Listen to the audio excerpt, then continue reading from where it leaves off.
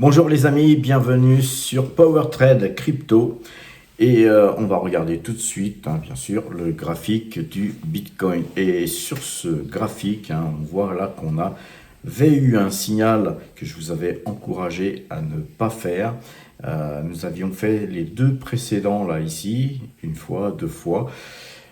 Et puis voilà, celui-là, nous n'avons pas souhaité le faire. Un message a été fait sur Discord, comme quoi nous allons plutôt attendre un dépassement des cours sur le Kumo de Ichimoku, car pour l'instant la zone est plutôt incertaine. Et vous voyez que là on a d'ailleurs une moyenne 2 jours, 12 jours qui s'apprête à couper, donc c'est pas bon du tout sur le Bitcoin. Franchement, il vaut mieux garder ces espèces, son cash, les amis, voire réinvestir ce cash ailleurs pour l'instant, par exemple sur les pétrolières. Alors, on va quand même dézoomer de façon à vous montrer ce qui m'inquiète sur le Bitcoin. C'est cette zone là ici où on était resté quand même de septembre à novembre, une zone qui est une zone de turbulence qu'on retrouve ici, la même zone ici, sur un schéma de tête-épaule. Les amis, vous avez une épaule ici, une tête et une épaule, et puis cette zone là qui pourrait nous amener sur, si on fait une symétrie entre ces deux tops là qu'il y a ici, qu'on pourrait tracer, d'ailleurs que je vais vous tracer pour qu'il y ait une meilleure compréhension. Et d'ailleurs je vais vous mettre ça en blanc par exemple, voilà, comme ça c'est beaucoup plus clair. Vous voyez que là nous avons une symétrie, tout ce qui se passe donc à gauche, on le retrouve plus ou moins à droite. Et donc si on continue dans cette symétrie, on devrait ici aller toucher la zone des 53 000, 56 000, comme je vous le dis depuis déjà pas mal de temps. Donc c'est une zone, je pense, où il ne faut rien faire. N'oubliez pas, les amis, ne pas trader, c'est trader. Alors, à partir de là, nous, on ne fait rien sur le Bitcoin.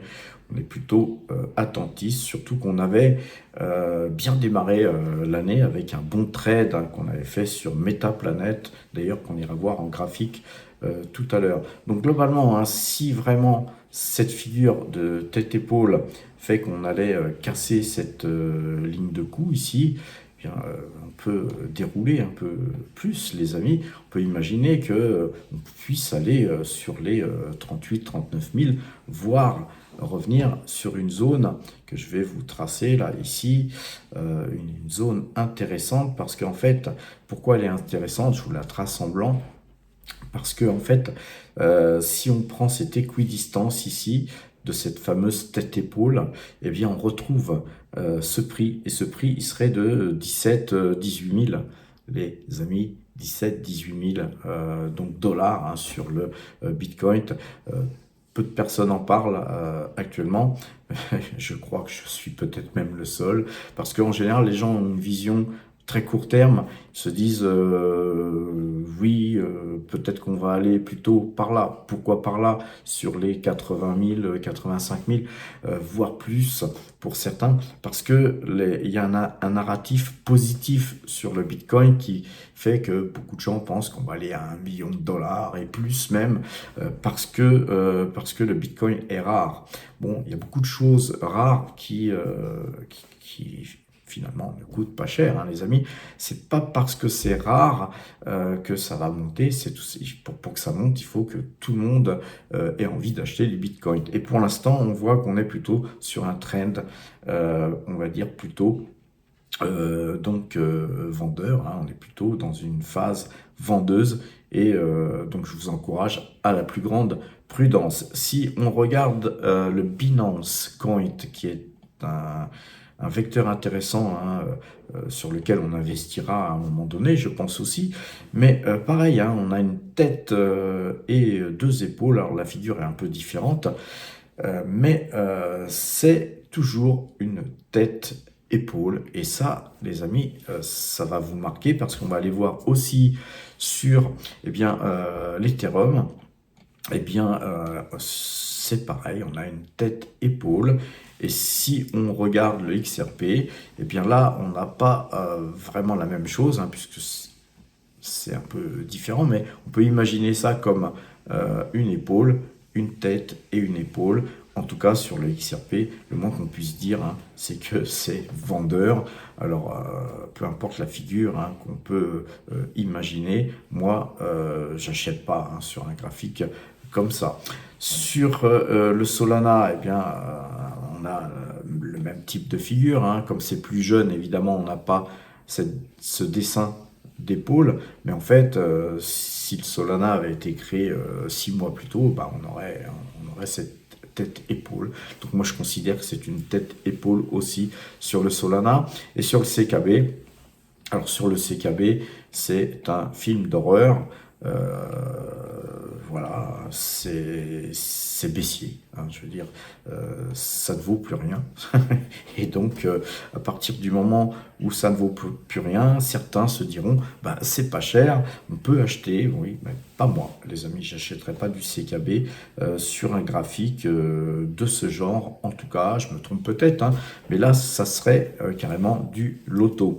Alors sur Metaplanet, c'est pareil, hein, on a une tête épaule à la limite, hein, et par contre, on n'a pas tout à fait la même configuration, puisque là, on est acheteur hein, sur Metaplanet, ici. Et alors, très belle boîte, hein, Metaplanet, sous condition que le Bitcoin monte et monte très fortement.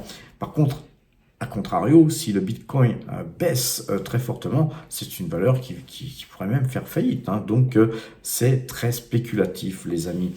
Retournons sur le Bitcoin et sur le Bitcoin, j'aimerais vous montrer, moi, sur quelle technique je vais très certainement revenir. Donc, je vais me mettre sur Ichimoku.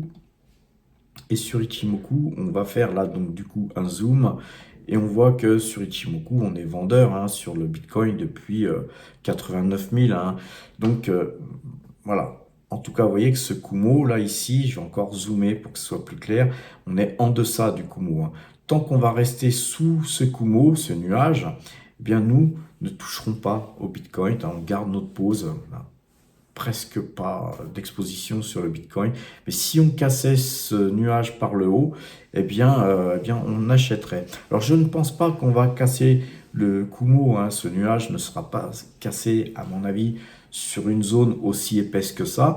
On aurait pu essayer de casser ici. Hein. Vous voyez que là, c'était très facile à casser. Et d'ailleurs, ça a été cassé alors que le Kumo était plus épais.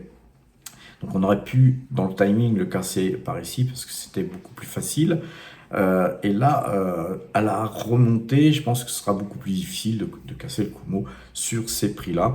Donc, eh bien, on attendra que ce Kumo s'affine et que les cours repassent au-dessus du Kumo pour revenir sur le Bitcoin, les amis, et pas avant. Alors, que faire en attendant, les amis? Eh bien, on s'assoit sur ses mains, on n'investit pas n'importe comment, parce que si vous investissez sur ces prix-là et qu'on retrouve le Bitcoin à 16 000, ben vous aurez l'air fin, hein, les amis. Donc le mieux, à 16 000, sera peut-être d'en acheter. Et pour l'instant, eh bien, on est plutôt dans une configuration où eh bien, on observe, on observe, on observe. Donc, on s'assoit sur ses mains, on ne fait rien.